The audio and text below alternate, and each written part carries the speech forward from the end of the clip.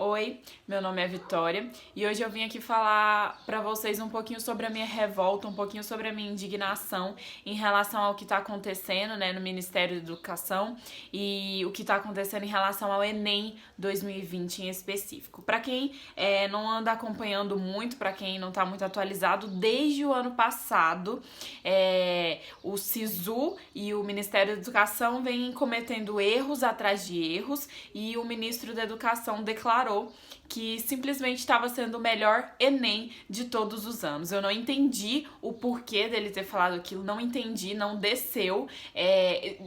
Eu, enquanto vestibulanda, enquanto uma estudante que estava prestando o Enem, estava desesperada, vi colegas desesperados por conta de tudo que estava acontecendo, de todos aqueles erros, e o nosso ministro tinha a capacidade de vir e declarar que estava tudo bem. Mas ok, né? Passou. Para quem tá acompanhando o Enem, as inscrições começam hoje, dia 11 de maio, e se encerram aí dia 22. Então, é muito revoltante, sendo que estamos nesse cenário de pandemia, o nosso ministro declarar que o Enem vai continuar, né? Que o Enem não vai parar e vai acontecer ali em novembro. Gente, assim, eu separei algumas coisinhas aqui pra falar pra vocês, pra não falar besteira, e eu queria começar falando em relação à propaganda, né, que o Enem lançou aí, em que uma menina, ela fala a seguinte frase: estude de qualquer lugar, de diferentes formas, pelos livros, internet, com a ajuda à distância dos professores, né? Ela fala ali com...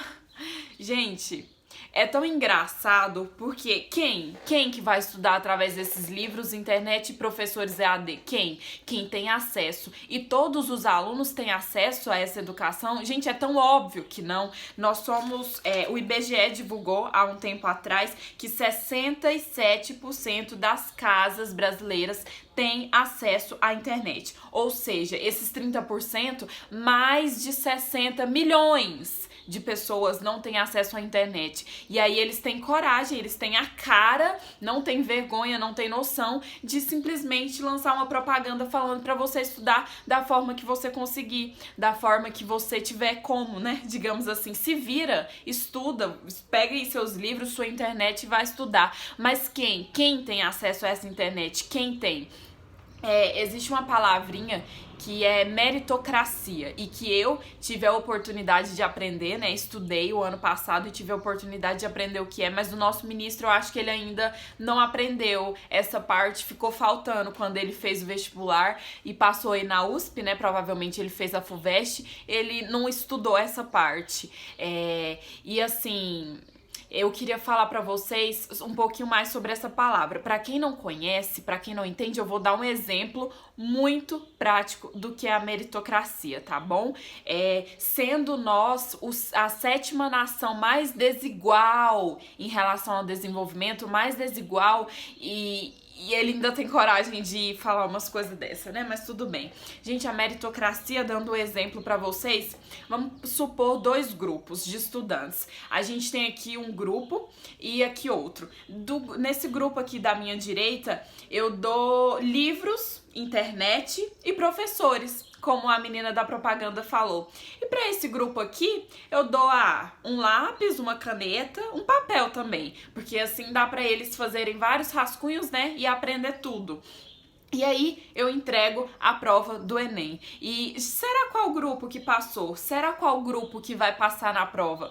É tão óbvio, não é? Pois é exatamente isso que a meritocracia faz. É exatamente isso que o nosso ministro, ele não entende. E eu fico tão revoltada porque, assim, gente, em um país que tem muita gente em situação de extrema pobreza, para ser mais específica para vocês, 13,5 milhões de brasileiros vivem em extrema pobreza, eles nos lançam falando que a gente tem que se virar, que a gente tem que estudar por conta própria e passar no Enem, né? E assim, já foi divulgado que o Enem, ele é um sistema de competição e que só os mais qualificados e só os alunos melhores passam, né? Ou seja, os alunos mais inteligentes que passam no Enem. Gente, eu não discordo que é uma competição. O Enem é sim uma forma de competição para garantir uma vaga na faculdade. Mas aí você falar que só os alunos mais inteligentes e mais qualificados passam,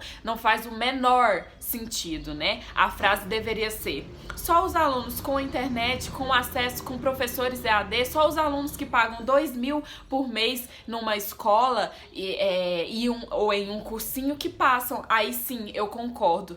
E assim, é um descaso tão grande com esses alunos, é um descaso enorme com quem não tem acesso a esse estudo, que me chateia muito e que me deixa tão triste, porque é de um cenário de um governo que não tá nem aí pra educação, um governo que fala, e daí? E daí essas milhares de mortes que estão acontecendo? E daí se essa pandemia tá matando gente? Até agora não matou meu filhinho, até agora não matou minha família, por que que eu vou estar aí, né? Por quê? E o ministro da Educação tá agindo dessa forma, me deixa extremamente revoltada, como já deu pra perceber nesse vídeo, porque assim, gente, são 5 milhões de estudantes que prestam Enem, 5 milhões de estudantes que fazem aquela prova pra conseguir um futuro melhor, pra conseguir crescer na vida. Mas e os recursos, cadê? Porque o que deveria, porque gente, o problema não tá sendo a quarentena em si, o problema não tá sendo os alunos estarem em casa sem estudo, o problema não é esse, o problema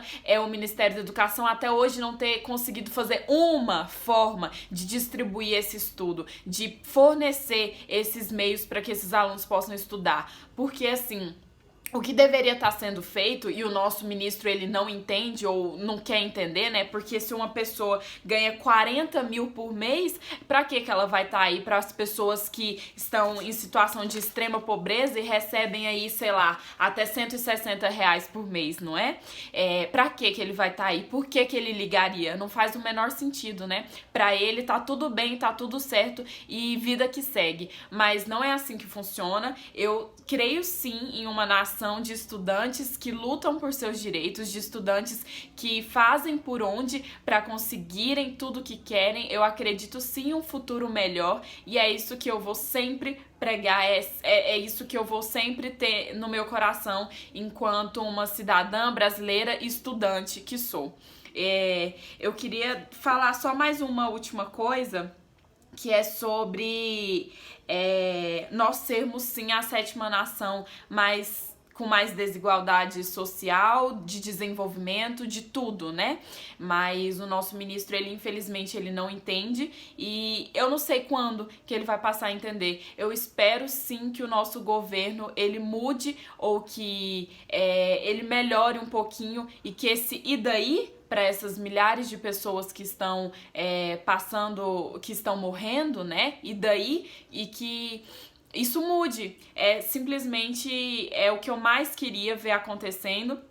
Por exemplo, eu tenho muita gente da minha família que está na linha de frente, muita gente que está ali lutando, então eu sei a realidade que está acontecendo no mundo e o que eu queria era um mundo melhor, né? E voltando aqui pro assunto do estudo, que é o intuito do vídeo, Enem 2020, eu queria que o ministro da Educação abrisse um pouquinho a cabeça dele, saísse desse mundinho de 40 mil que ele recebe por mês e enxergasse a realidade que acontece no Brasil. Estudantes que eles não têm acesso a esses livros e internet, como você diz na propaganda. Então não é só questão de se virar, é questão de poder, é questão de ter o acesso para poder prestar essa prova, não é mesmo? Que é tão importante para os estudantes. É isso que eu queria deixar para vocês.